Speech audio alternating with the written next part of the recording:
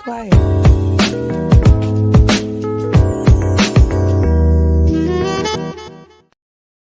Welcome to the Power Trip Podcast Live. You're now tuned into Thursday evening chat with your hosts, Charmaine and Saquon. Hello. Welcome back. What's happening, people?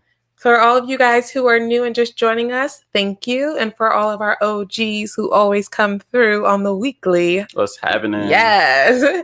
For all of you guys who don't know, every Thursday evening, we get together and we discuss controversial topics surrounding family, relationships, and community. And we have three main goals. So our first goal is to strengthen communication skills within our community. Our second goal is to expand our perspective so that we can gain a greater understanding. And our third and most important goal is to build exceptional families that will continue to uplift the world around us. Right.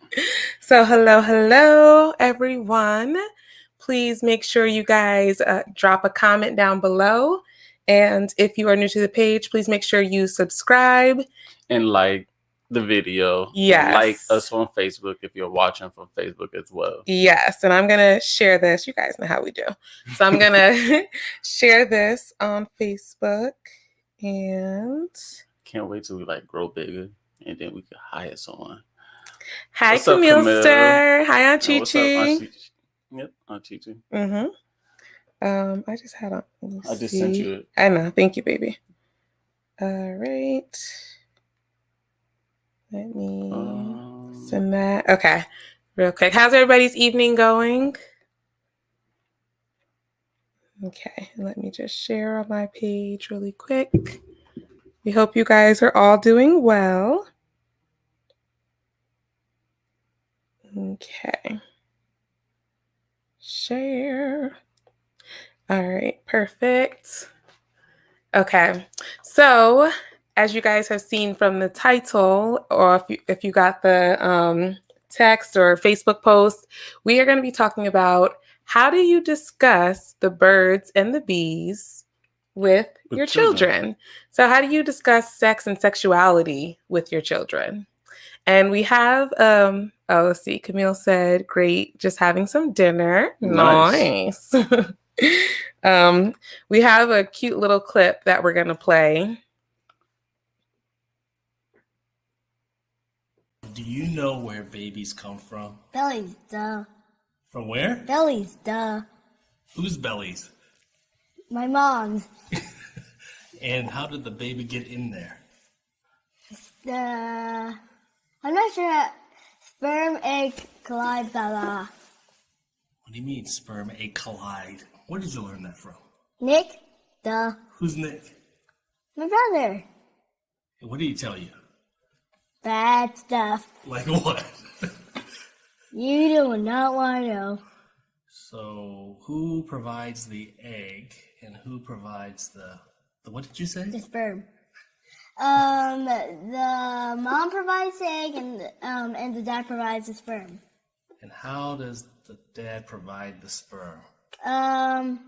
What do you mean? Does he go to the store and buy it? No, it's already in him. What do you mean it's in him? It's in him. Where? Where? In his body. Where? In his body. You mean like in his ear? No. In his nose? Nope. Where then? I'm actually not sure. Oh, okay. And then how does Daddy give the sperm to Mommy? They have sex. What? I told you Nick told me a lot of stuff. What is sex? Oh. What?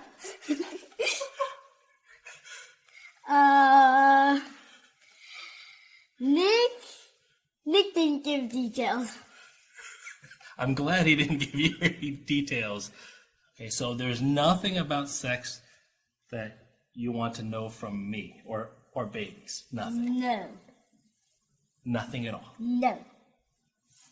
So you have no idea how people have sex. I do not want to know. Okay, so that was just a cute little clip of a parent talking with a child who looks about like maybe 5, 6. Probably maybe, so.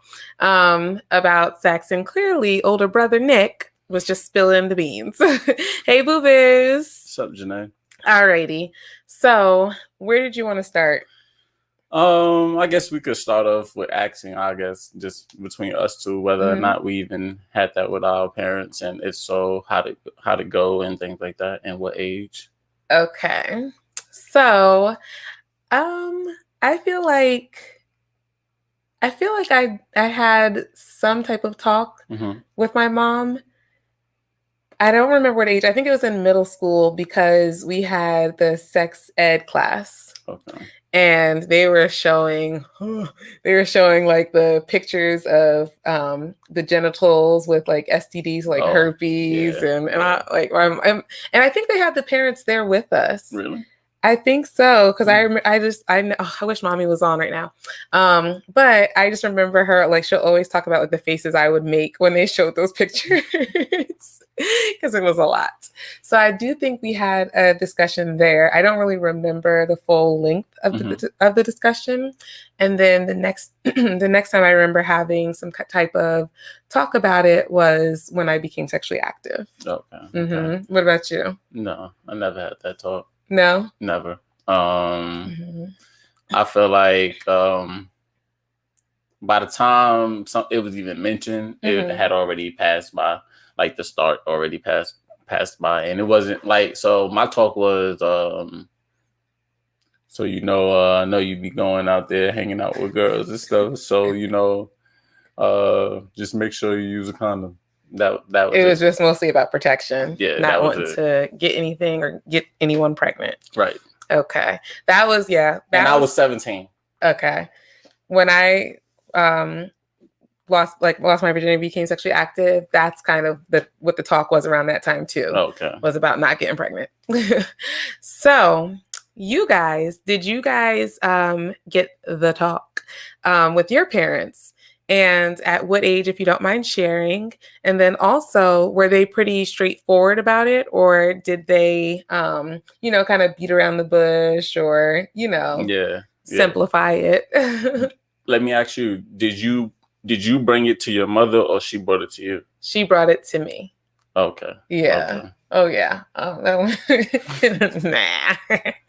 Wasn't something that because I feel like I feel like the relationship with my mom growing up, like we were close, but it was really like an authority child relationship. Even though like we could have a lot of fun together, play around and stuff, but I knew like serious things or things that could kind of cross that line. Right. It was like you kind of tread lightly. But then as I got older, that relationship, got closer and closer to where we could discuss. Well, I felt more comfortable because I think I could have probably always discussed things with her. But me feeling comfortable discussing it got more comfortable probably as I got more comfortable myself, which is being, a young lady. And as our dynamics changed as I got older. Right. I can see it. Yeah. Okay. Yes. Okay. So let's see. Hey, Khalid. What's up, Khalid? She just says, laugh out loud. I got no talk, and I had no idea at all beyond what I heard from kids in school. I just knew I better not get pregnant. I think that's like the bottom line. It's like, don't get pregnant. Yeah, don't get no one pregnant, and you better not be pregnant. Right.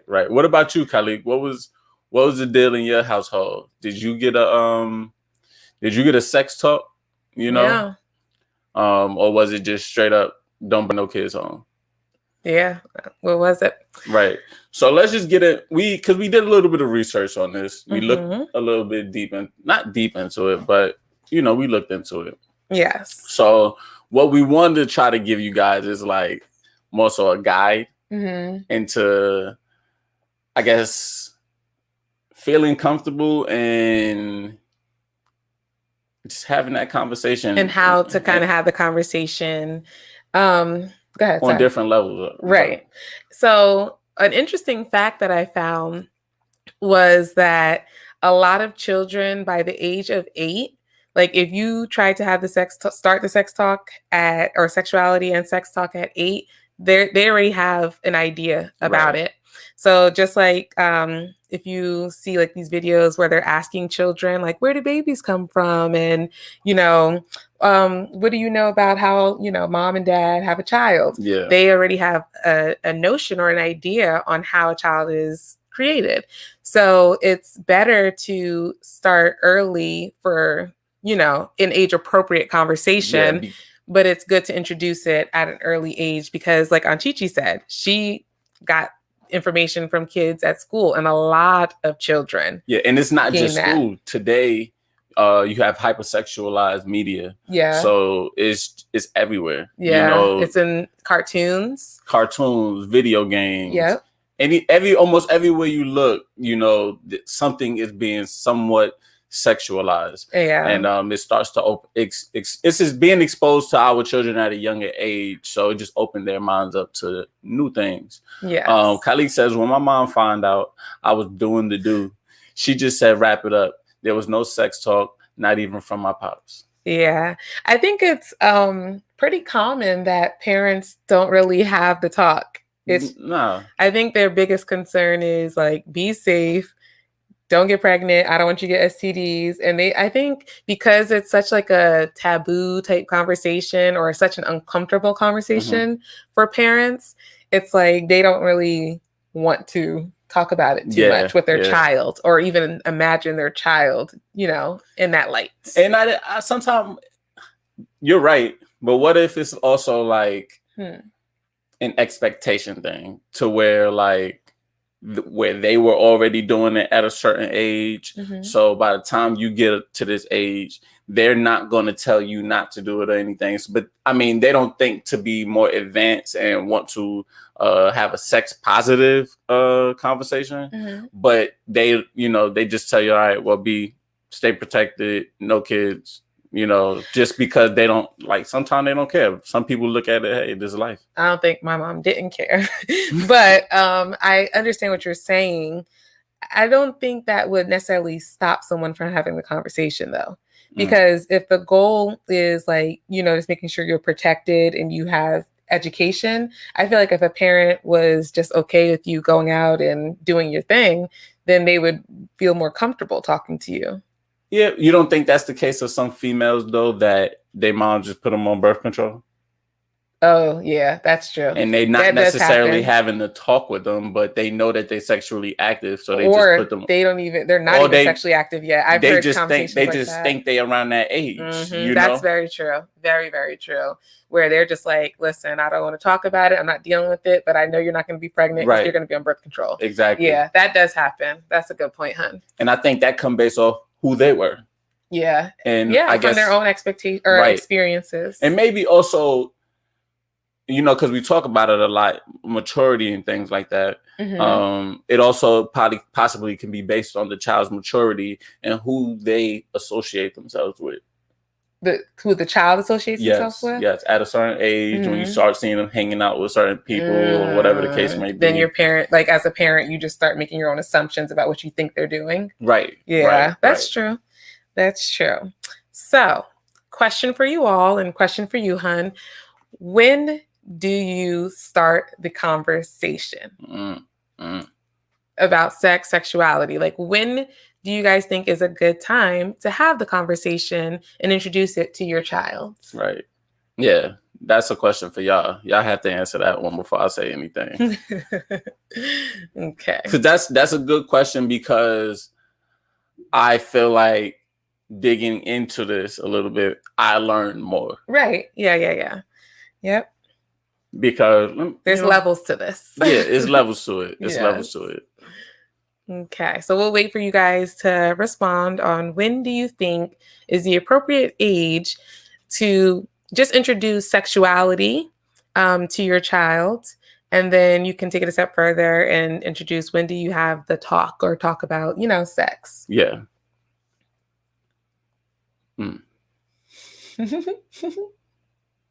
It still got me thinking. I feel like I don't necessarily have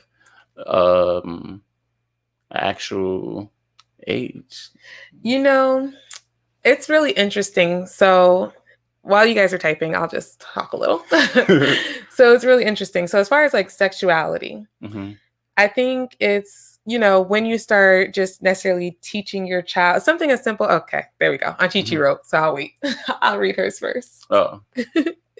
As soon as my children started to ask, showed interest, I let them know honestly, different for each one.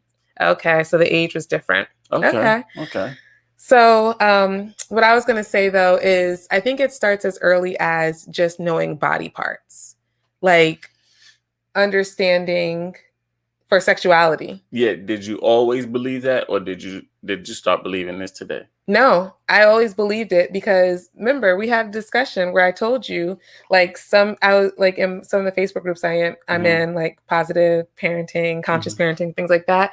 They talk about like young children have the desire, like they're just exploring their body, and sometimes they touch themselves. Right. And so at that age, you have to have the discussion. If you see them doing that, you want to explain to them and what's going on.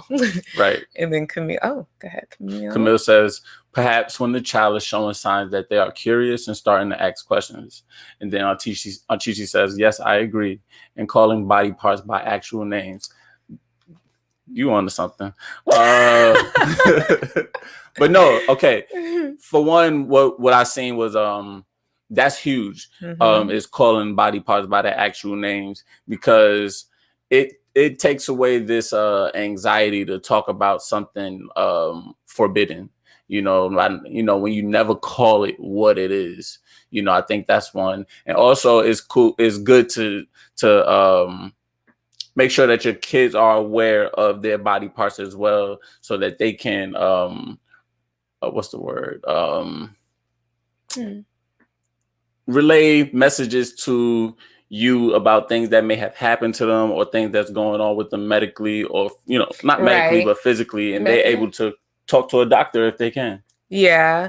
And I've seen a fact, so kind of like what you were saying, the American Academy of Pediatrics, they were saying when you make up names for body parts, it gives like a taboo that the actual name is like something that should be hidden, kind of what you were saying. So it actually makes children more fearful to kind of bring up, like if they were being sexually abused or something happened to them. So when you actually call it by the actual anatomical name, they feel more comfortable to report sexual abuse without feeling, embarrassed about it. Right. Don't put an extra layer of protection over something that should be open between you and your child. Yep.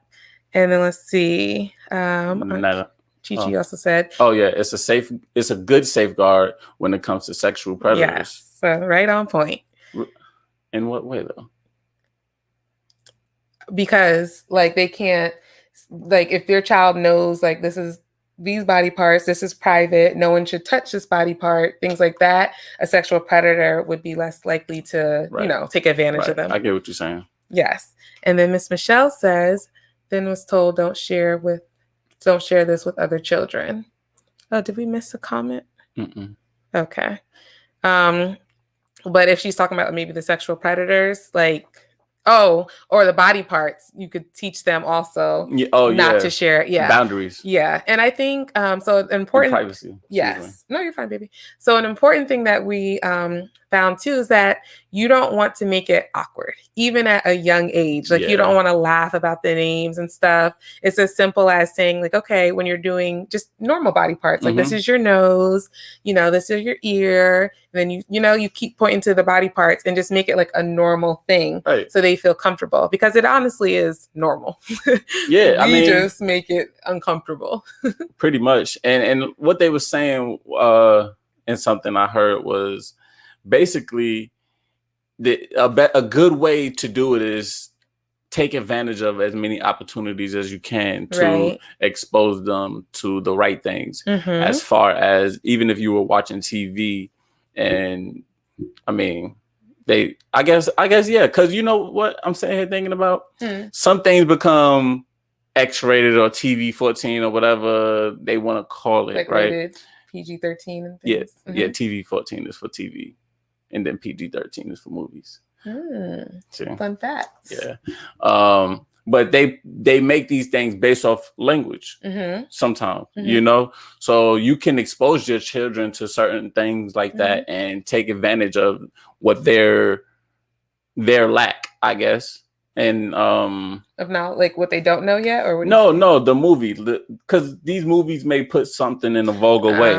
You get what I'm saying? Mm-hmm. But it's happening. It's a movie, whatever the case may be. But you can take that time to have a conversation with your child. Yeah. So yeah, use those opportunities so it's not like you're just saying, oh, hey, let's have the talk. Yeah. And make it awkward. But it's like if something pops up, you can say, okay, well, you seen this part of the scene? Like, let's discuss it. Right. And then same also like when a family member is having a child, that's a great opportunity to have the conversation like, oh, do you know where babies come from? Yeah. And so, like we said earlier, there's levels to it. So from age maybe 2 to 4, you wouldn't necessarily discuss everything. Right. That's where you probably just, focus on body parts and just letting them know, what's a private body part. Children like to just touch on themselves wherever, and they don't mean any harm. So you don't ever want to scare your child into thinking like, oh no, don't do that, or make them feel embarrassed, but you let them know that this is your private part, and everyone has a private part, and you can explain the difference between a man's private part and a woman's private part. And that's also how they get to know the differences in, male and female. And then you let them also know that you don't touch anyone else in public or private. And you definitely don't touch yourself in public. Yeah. If they're curious, it's their body. So, you don't want to just say, oh, you don't touch yourself, it's bad. Right. Because they're just, it's going to cause confusion. They're only children, 3 to 5. Yeah, they're not going to understand. Yeah. And then at the next stage, when probably around I'd say 8 to 10, 12 years old, that's when a lot of children are starting to have early puberty signs. So some children may start growing hair, or with little ladies may have little breast buds coming in, and things of that nature. So then you can start explaining those things so that they feel comfortable with their body. Right. They know this is a normal part of just growing up. And you can even purchase books that are age appropriate that kind of go through it and read it with them. And just, I think the biggest thing also that you want to make sure is that your children feel comfortable coming to you about anything. And that you don't say, if your child does come to you and ask you, oh, what is sex? Or I heard this, that even if you're uncomfortable, you don't just shut them down, because then they'll feel like there's certain things they're unable to talk to you about. Right. And you always want to be their number one influence. And actually, there was another statistic that said most children, I believe ages 12 through 16, said their parents are their biggest influence when it comes to learning about sex and sexuality. Right. Janae says, or when a young lady gets her period, or a young man has his first wet dream. Yeah, exactly. So those are new experiences for them. And if they've never been exposed or had that explained, that can be scary. A little girl just, seeing herself, because nowadays we can go on a whole talk about this, but hormones and, different things out there, kids are starting to go through puberty younger and younger and starting to experience those things. So I agree. That's a good point, Booby. Thank you. Yeah. Alrighty. And then, let's see. So then now once they're 13 and older, and unfortunately, sex is happening earlier. And so I do think when you were saying something you're still thinking about, what age would you bring up that conversation? Right. It changes, I feel with the times, because, well, no, I think in every generation, you had some young people who were a little bit more into things that they had no business being into for that age. But let's see. Aunt Gigi said, I'm very open about menstruation with both my children. Nice. Yeah, I think that's important though. But I do think, like Aunt Gigi said, if your child brings it to you, because I was like, both. Hey, Dolly. Hey, my G. If your child brings a sex conversation to you, whatever age, then you talk to them with what's appropriate for their age.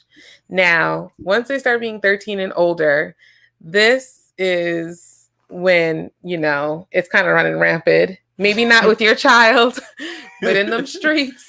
These kids are wild, okay? And the things that you hear that's happening in middle school, like I was just shocked when I hear the things that these children are doing nowadays. It's crazy. So you definitely, especially at this point, hormones are raging and attitudes are flying, but you want to make sure you keep that line of communication open. Yeah. And have the discussion about, sex if you haven't already. What is sex? And what are some of the consequences that can happen if you have sex? So STIs, you can pregnancy, and the emotional attachment that comes along with it. Yeah, you could. I think it's good to explain these things, but I'm sitting thinking about it now. We're blurry. I'm sitting here and thinking about it now, right? How much can you tell a child, like, and without, and them not listening? Because you're assuming they're not going to be listening? Yes, because I'm sitting here thinking about it, right?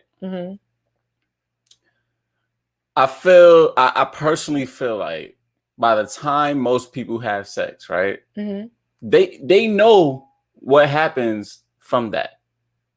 It's just more so, I guess, like I'm like not having the discipline or something, or not being able to control your hormones to a certain extent. Because I feel like I'm thinking about myself, right? When it start calling, it just start calling. Like I didn't ask for it. You get what I'm saying? I didn't ask for it to be in my mind. Like, right. You understand what I'm saying? Turned on, okay. And even to attempt to go to the next level, right? It was just. But happening. That can happen to a young child, and a young child, just because they're turned on, doesn't mean they're educated on all the X, Y, and Z's of sex. Right. I guess. And to your point, why don't you think your child would listen to you? Like, why do you think it's just gonna go through one ear and out the other?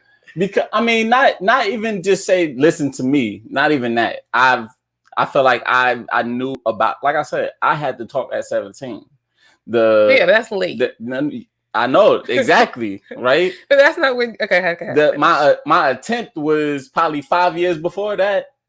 You get what I'm saying? Exactly. So 5 years before that, it's like 12. Yeah. And then I knew about it before that. But did you know that you can get pregnant from that? Yes. That? At what age? Do you I feel like I understood that at least fourth or fifth grade. I understood that. Well, okay. So then, that would be a different conversation. So if you're telling your child fourth, fifth grade, they're probably, how old were you? Like 8, 7. I don't know how old I was. No, fourth or fifth, you're like 10. Yeah. 10-ish. So by that time, you're explaining where babies come from. So they kind of have some understanding. Yeah. But then maybe at 13 and higher, you have to take it deeper to where you talk about like STIs and the reality of pregnancy. Because if a child is, let's say, maybe 10, 11, and they haven't had their menstrual cycle yet, then they can't get pregnant, you know, if they are not ovulating. So at that point, it's not necessarily a reality for them. But at 13, when that's like an average age, now it's becoming more so like 11, 12. Yeah. But it's like the average age for it. You have to bring these realities, because now you go out there and make that decision, you can truly get pregnant and bring home a baby. True. And then what do you do from there? And same, you can have an STD that could be curable or not curable. Right. And so I think it's just at that age, you take it even a step further, because, you would hope younger than that, they're not having sex. Yeah. I mean, you would even hope at that age they're not having sex, but it's a reality that could happen. So this is my question then. The same way adults choose to move, right? And eventually have sex. Do you see it as everything we tell a child, even if they start becoming like 13, 14 and they're interested in doing it or whatever the case may be, right? You guys should have seen your face when they showed the medal. Yeah, you did. But everything you tell them, right? Is it necessarily supposed to deter them away from doing it? Your goal is not deterrent. Your goal is education. Now, take it a step further. I do believe everyone should share your values surrounding sex with your child. Mm-hmm. But just like, we're all autonomous beings, and even if our parents wanted us to wait till marriage or something, and let's say we didn't, then you can't control what your child's going to do. You can hope and pray, and you can share your values and say, like, to have sex, like, you should be in a loving, committed marriage or relationship, and you really love this person. You don't want to just have sex with anybody. Right. You talk about them soul ties, like, you discuss certain values surrounding it, but your goal is not to just say, listen, like, we saw a video earlier and the mom was talking to her young children. The oldest, I think, was in 7th grade, and she was like, yeah, if you have sex at a young age, you'll die. Just literally, you'll die. And your friends that's telling you that they doing it, they're lying. Because they'd be dead. You die from toxic shock. But it's like that. Okay, that's not realistic. And I don't think it's the best thing to say. But yeah, so your goal as a parent is not to deter, it's to educate. Fun fact, they actually said children who learn and are aware about sex actually wait longer than those who had no clue. Okay. Yeah. I could see that. You get jiggy with that? I mean, after my attempt, I did. I feel like if my grandmother knew what was up, so she ended up stopping that. But I feel like if not, then I probably would have been the wild cannon from there. But after you had some type of understanding, yeah, and I feel like I had some understanding. I had my almost attempt. It's like, oh, I get this. You know, let me get back to my video games in my life. That makes me think. What about, because children are imitators. They imitate what they see, right? So what about, like, if your child's having a play date and, they're trying to imitate, like, playing house. Like, we all played house growing up, right? I mean, I did. And I know you did. So it's like, what if they're like, oh, husband and wife, they see you guys kissing. They see you grabbing a little cheek here and there, What if you catch your child doing stuff like that while they're playing house? Yeah, and like I told you guys, moms, quick question, quick caveat while you marinate. While I marinate on what? You were there during the sex ed class. What would you do? Or what you would do? Because that's what you said it was from. But I think I have multiple. But I'm just trying to remember. But yeah, I told you. She always brought up the story about my face. But yeah, so what would you do if they're children, just playing house, wanting to be like mom and dad. You got some, people who are very affectionate and touchy, and that we are. So what if your child just like playing house, the wife's cooking up a little meal, and he just comes behind her? Good job, honey. I would probably laugh to. I would go. Because I would like turn around and get all my giggles out, right? And then immediately go over there and snatch him up. Like, yo, that's hold on, listen. Go ahead. Like, yo, you can't be doing that. Y'all playing house. You're gonna snatch him up? Not snatch him up, but like, yo, like, no, come on, man. Like, you but can't. Dad, I'm the husband. Yeah, and I will hope that the conversation leads to that. You get what I'm saying? If he feel like that's why he doing that, I could explain to him, but y'all playing. You get what I'm saying? Like, y'all playing. It's just like football. It's not real if you playing flag. It's not actually tackling. It's not. You're not. Don't Dad, go. You told me every time I practice something to do it like it's the real performance. Not like that. That stuff you only do when you get a real wife. Cindy, will you marry me? Okay, Aunt Chi said ground rules, no inappropriate touching. So I think it goes back to where we said like private parts. Yeah. And knowing that you don't touch someone else's private parts. Yeah. And I guess, and she, yeah, pretty much, because, yeah. But, yeah. No slapping on the butt, none of that. Oh, goodness. Yeah. So. That's, yeah.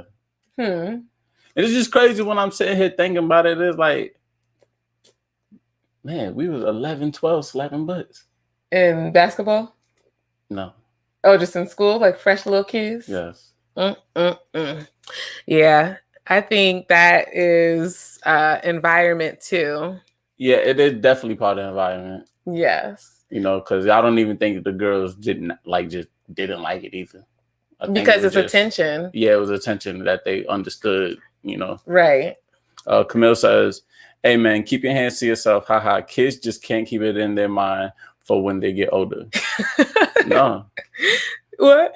They can't keep it in their mind. Can't they just keep it in their mind when they get older and get married? Oh, yeah. Goodness. Yeah. So, I just had a thought. 1 second. Okay, so all right. Maybe not house, because I feel like house is a young age. Mm-hmm. What if you see your child doing this type of stuff around 12, 13, like around their friends? Whew. In our house, we'd be having a big old discussion. So, and I guess, that's interesting, because is it a time to have a discussion with the whole room? And is that overstepping a boundary? If somebody else could? Yeah, because it's like, okay, I could pull my child to the side and say, honey, I understand you guys are playing around. However, we discussed that, you don't do X, Y, and Z at this age. It's not appropriate. Yeah. But it's like, do you also include someone else's child in that conversation? I think we'll be having dinner with the Pearsons. With the Pearsons? Mr. and Mrs. Pearson, yeah, you coming over tonight. Yeah. Maybe not right away, because we don't want the kids to feel uncomfortable or nothing like that. Right.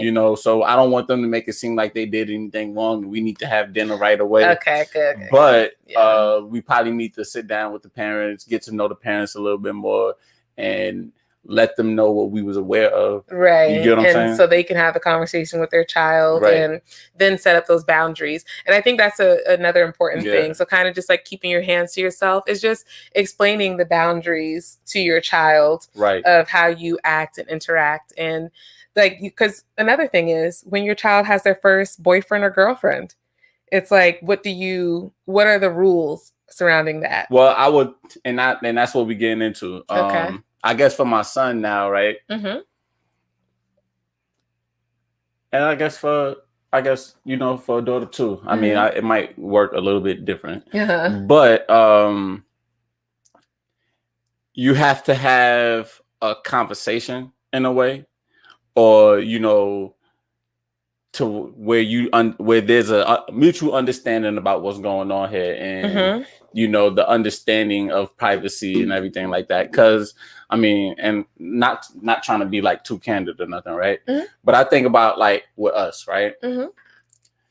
Our first time everything leading up to that, right, was a kind of, if you really sit back and think about it, it was like, it was an understanding that it was private. You understand what I'm saying? It wasn't just like, oh, I'm gonna do what I want to do, or it was still an understanding that was private that led up to that, and then it's kind of like a permission thing to do. So like a respect, like you're saying that it wasn't like you just figured, oh, I could get her, some. It was like a respectful thing, and it was kind of feeling out like the energy of me and you, and right. Don't just be just time. Cause your hormones going, you get what I'm saying? Back, Playboy. Yeah, you playing house and behind her in the kitchen doing all the extra. Cause your hormone, you can't do that. Right. You know what I'm saying? And I think that's a really great point, baby. And I think another point to add to that is teaching your children how to speak up.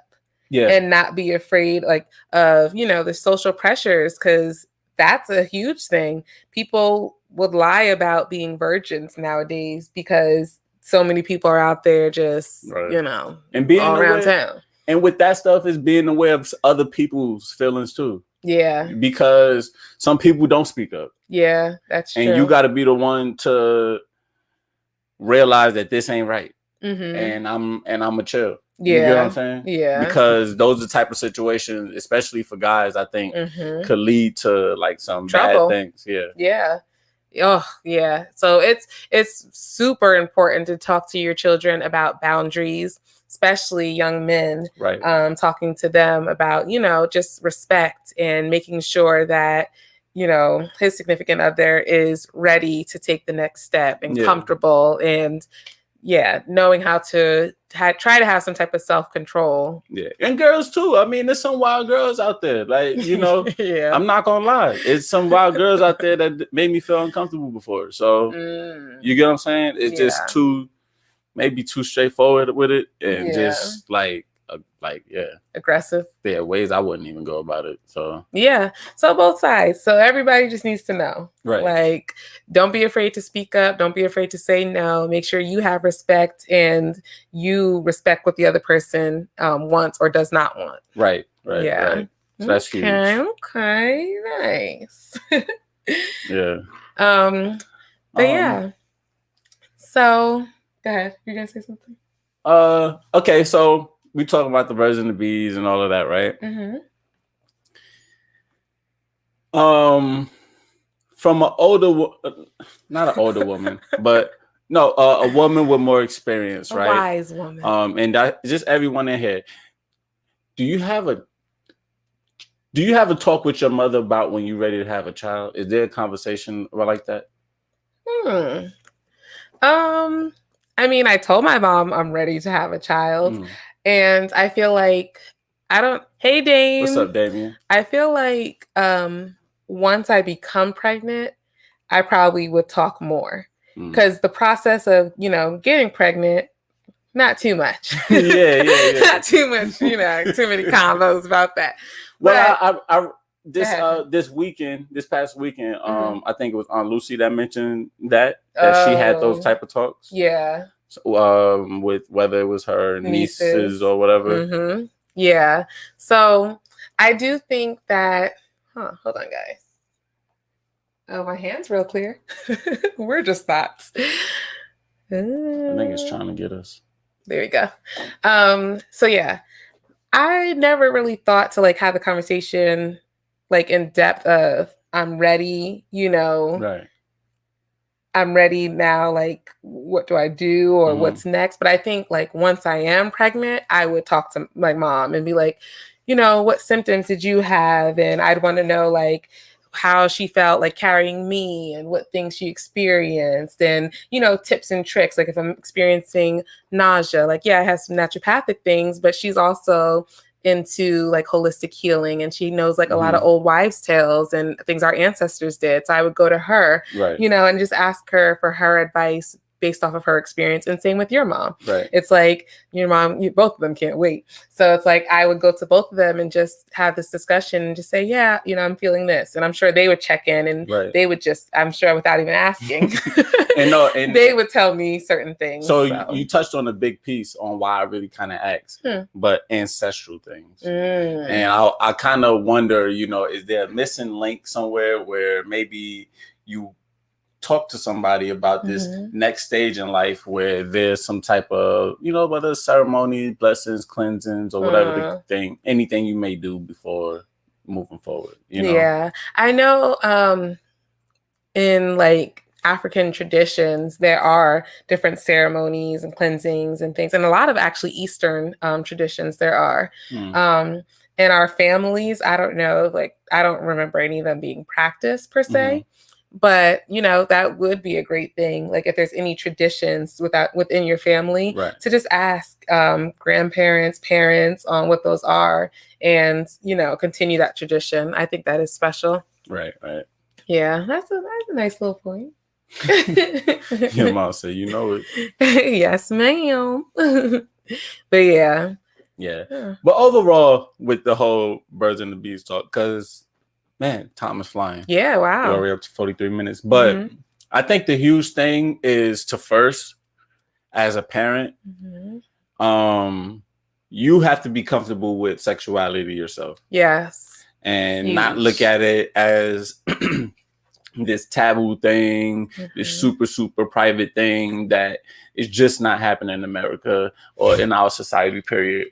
I mean, you have kids today that think they're a different sex, or feel like they're a different sex. So that speaks volumes. Yeah. So it's a reality. I think it starts there as being comfortable with yourself first, and then easing it into your child's mental to where they are comfortable with sexuality and their own sexuality. Right. Yeah, they have to be comfortable. Mm-hmm. And I think that's a fine line, because I still wonder, like, with gender neutral and all this other stuff, you know what I'm saying? It's kind of like, it gets a little weird, I think. I think that depends on the parent, like how they choose to raise their child. And I do think that because after we had that conversation last week where we talked about like double standards, of course we had our late night talk with Booby, and she made a good point. Like certain things, even though our intent may be, like some people said, oh, I'm not going to do double standards. I think I even said I'm not going to have double standards for my children. Certain things are just kind of like ingrained in us from society. So we do them without even thinking about it. Yeah, it's innate. Certain things are innate. Yeah. And then certain things are like society pushed and just that we don't even think about. But it's just, we've done it for so long that's just what it is. I do wonder though, how much is society and how much is actually innate? Because I think sometimes we don't really know how long things been going on. You get what I'm saying? It's always like a mixture of nature versus nurture. And certain things, I think, even if a family said, okay, we're going to try to raise our child gender neutral, certain characteristics would still come out of a young boy, and certain characteristics would still come out of a young girl. I think that part of it is innate. Right. So, yeah. So I think, like you said, just making sure that you're comfortable with your own sexuality, you discuss it with your child so that they can be comfortable with theirs. And then just keeping that open line of communication. So if your child ever comes to you about anything, even if it's off the wall, you have the conversation that's age appropriate, that you protect them from online, especially online pornography, the shows that like you said, a lot of parents nowadays watch cartoons before they even let their child watch cartoons, just to make sure that, it's okay. Yeah. Yes. That's huge. Is that stuff. Like, I mean, make sure you have your blocks online and stuff like that. Right. And make sure you're paying attention. Because that's how I found out through porn. Yeah. Late night TV. And in TV, because it's like late night TV. You just flip into the channels. Not that you're looking for it because you didn't even know it existed. Right. But then you bump to it and you're like, Yeah, you flipping through the channels one night and you just go so fast and you pass something and you're like, let me back up real quick. Damien says, how would you handle your child identifying as a trans child? Maybe next week. Y'all know I'm like a fake producer in my head. Okay. We could probably touch on it real quick, right? You think? Last one, real quick. You don't want to wrap up for an hour? No? We can. Go ahead. Okay. How would you handle that? Or you're asking me, or you're gonna go first? I could go first. Go ahead. I'll be upset. Mm-hmm. I could be honest about that. Mm-hmm. I'll probably be upset. And we're gonna have a lot of talks and go to counseling and stuff like that. So I have to understand. Yeah. For me, I have to understand because I don't understand that stuff. Yeah, I think that's the biggest thing. Because there are certain things that like we don't understand. We don't experience that mindset or that feeling that you're not in the right body. Right. So it would truly take like understanding. So it's not I don't think either one of us would like demean our child or say, oh, get out, I disown you, or make them feel bad. But it would really just be like, what do you mean by this? And like, really, let's get an understanding, sit down, talk about it. Because children, late night TV, because children, especially depending on the age, but especially young children, sometimes they say certain things because they saw it on TV or they heard it somewhere, but they don't truly know what it means. Or it's, they don't have a full understanding of it themselves. So I want to know, like, is this something that you truly feel, or is this something that somebody influenced you into, or is this like, just help me understand. Would you even learn about this? Yeah. Would you learn about this to the point where you want to be this? You feel like you feel like you're that. Where did you get this information from? What influenced you?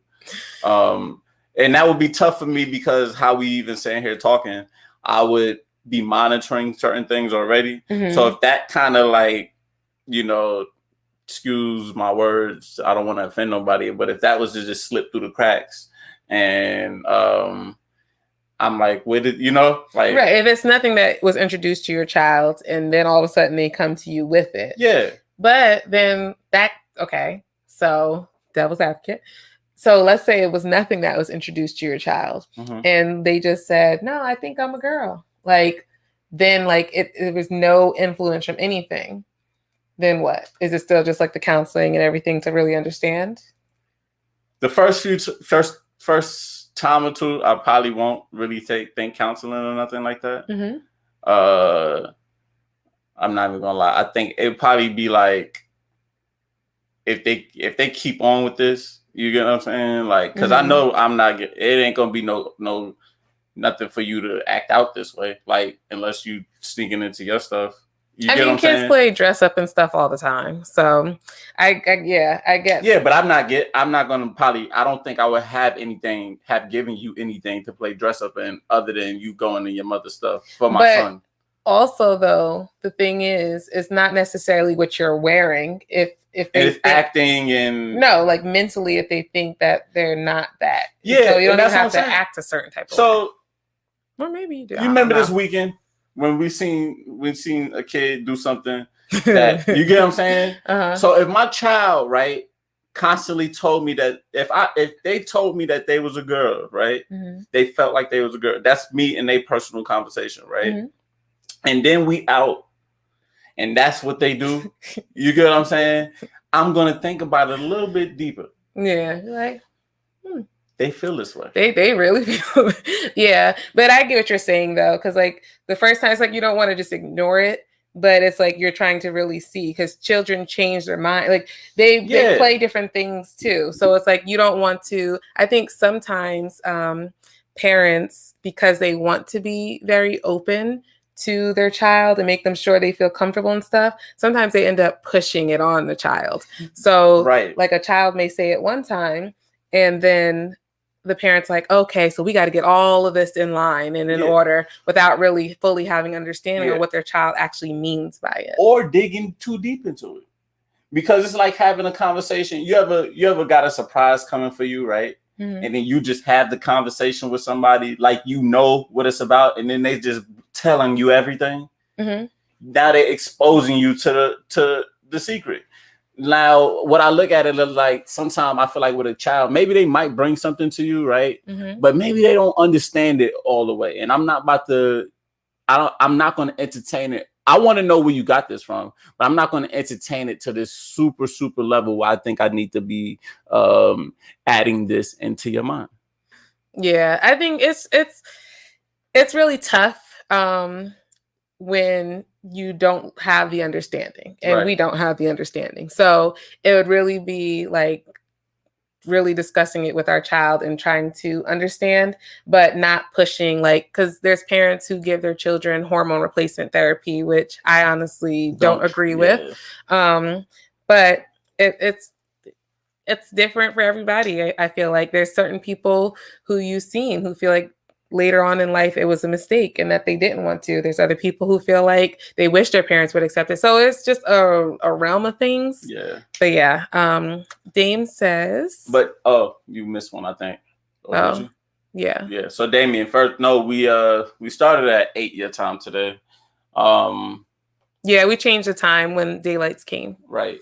But also Damien says, I have questions and I also have a stance. We need a part 2 in this discussion and circling around about having to talk about sex with your trans child. That, oh man, yeah. Most trans children they feel that they are not in the right sex from birth, identifying at early ages as 2 and 3 years old.